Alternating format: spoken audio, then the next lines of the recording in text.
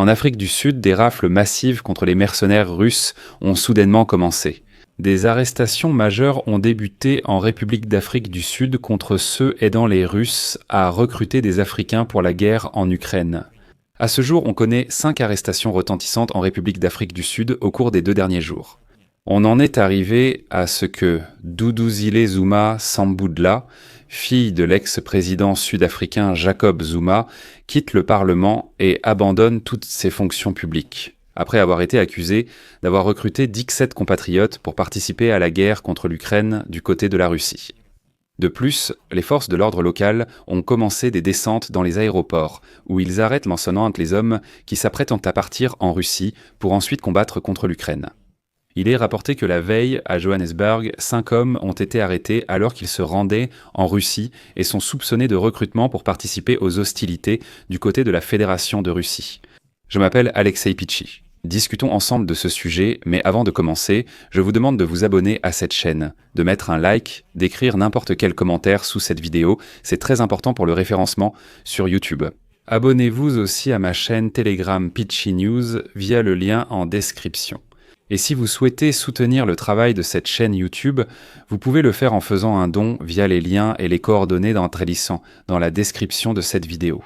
Alors, en Afrique du Sud, des rafles massives ont commencé contre ceux qui recrutaient des citoyens pour la guerre contre l'Ukraine du côté de la Russie. L'épisode le plus retentissant concernait même la démission d'un haut fonctionnaire, Duduzile.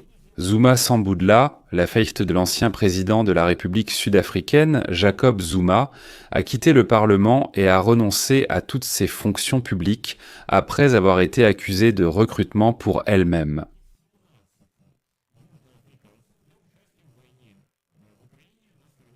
Zuma Sambudla représentait à l'Assemblée nationale le parti d'opposition dirigé par son père.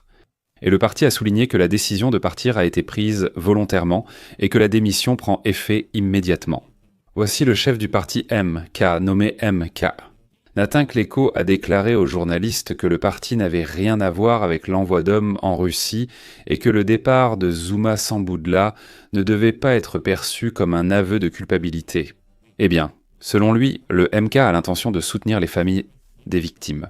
Il dit « Écoutez, nous n'avons recruté ni envoyé personne, mais du fait que il y a clairement des Sud-Africains tués dans la guerre contre l'Ukraine. Nous allons soutenir ces familles. » Et ensuite, il y a une citation du chef de ce parti auquel appartenait cette Zuma Sambudla.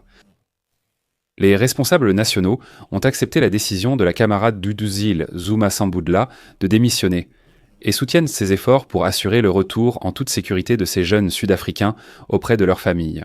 Eh bien, le dimanche 23 novembre, la police a annoncé l'ouverture d'une enquête concernant Zuma. Et le motif de cette enquête a été la plainte officielle de sa demi-sœur, qu'il a accusée, ainsi que 2 autres personnes, d'être impliquées dans l'envoi d'hommes combattre en Ukraine du côté de la Russie. Elle a exigé l'ouverture d'une enquête criminelle. La demi-sœur affirme « Je sais que ma sœur, engagée en politique, a participé au recrutement de Sud-Africains, ensuite envoyés comme chair à canon dans la guerre contre l'Ukraine. » En fait, cette histoire a commencé bien avant. Début novembre, le gouvernement sud-africain a annoncé que 17 citoyens avaient en été trompés par une fausse offre d'emploi et envoyés dans la zone de combat du Donbass. La déclaration indique que les hommes ont été attirés dans les combats sous prétexte de contrats de travail avantageux. Ils ont tous entre 29 et 39 ans et se sont retrouvés piégés dans le Donbass, en guerre. Je vais maintenant citer une déclaration du gouvernement sud-africain. Le président Cyril Ramaphosa a ordonné une enquête sur les circonstances qui ont conduit au recrutement de ces jeunes hommes pour cette activité apparemment mercenaire. Je tiens à souligner que, selon la législation sud-africaine, il est interdit aux citoyens de ce pays de fournir une assistance militaire à des gouvernements étrangers ou de participer aux armées de gouvernements étrangers, sauf si cela est autorisé par le gouvernement sud-africain. Il convient d'ajouter qu'en août de cette année, le gouvernement sud-africain avait déjà officiellement mis en garde les jeunes d'être prudents face aux fausses offres d'emploi en Russie qui circulaient sur les réseaux sociaux. Après l'annonce selon laquelle certaines femmes sud-africaines avaient été trompées puis forcées d'assembler des drones en Russie. Et voilà que maintenant, il s'avère que la fille de l'ancien président du pays pourrait être impliquée dans l'envoi de ses propres compatriotes à la guerre contre l'Ukraine. Et après cela, des rafles ont commencé en Afrique du Sud. La veille, à l'aéroport de Johannesburg, les forces de l'ordre ont arrêté 4 hommes qui se rendaient en Russie et sont soupçonnés de recrutement pour participer au combat du côté de la Fédération de Russie. Je vais citer une déclaration de la police sud-africaine. Les arrestations ont suivi des informations sur 4 hommes se rendant en Russie via les Émirats arabes unis. L'enquête préliminaire a révélé qu'une citoyenne sud-africaine aurait facilité le déplacement et le recrutement des personnes mentionnées dans l'armée de la Fédération de Russie. La police sud-africaine a ajouté que les 4 suspects devraient comparaître devant le tribunal dès lundi 1er décembre, soupçonnés d'avoir enfreint la loi sur la régulation de l'aide militaire étrangère. Dès le lendemain, c'est-à-dire aujourd'hui, le 30 novembre, un autre suspect a été arrêté en Afrique du Sud pour recrutement de mercenaires pour la guerre contre l'Ukraine. Nouvelle citation du communiqué de la police sud-africaine. Un autre suspect a été arrêté par l'unité des Faucons, chargée de la lutte contre la criminalité d'État dans le cadre des enquêtes en cours. Comment les Sud-Africains ont-ils été impliqués dans le conflit entre la Russie et l'Ukraine ? Eh bien voilà.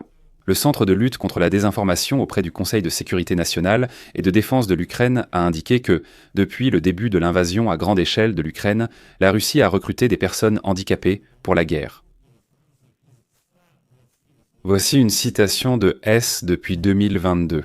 La Russie a recruté des étrangers de 128 pays du monde, en utilisant des centres de recrutement frauduleux, des entreprises privées et des canaux étatiques par l'intermédiaire de ces institutions diplomatiques et culturelles. Et donc, selon les données du Centre de lutte contre la désinformation, le plus grand nombre de combattants pour la Russie sont des citoyens de la Corée du Nord, soit 12 000 personnes. Ensuite viennent les pays d'Asie centrale. Selon les données officielles, 2715 personnes viennent d'Ouzbékistan, 1599 du Tadjikistan, 1190 du Kazakhstan et 687 du Kirghizistan. De plus, 1338 Biélorusses participent également au combat contre l'Ukraine. Et pour finir ce numéro, je vais citer le Centre de lutte contre la désinformation auprès du Conseil de sécurité nationale. Moscou a mis en place un système transnational de recrutement d'étrangers, utilisant la tromperie et des schémas criminels. Des citoyens de nombreux pays d'Asie et d'Afrique ont participé à la guerre contre l'Ukraine, beaucoup ont été tués ou capturés.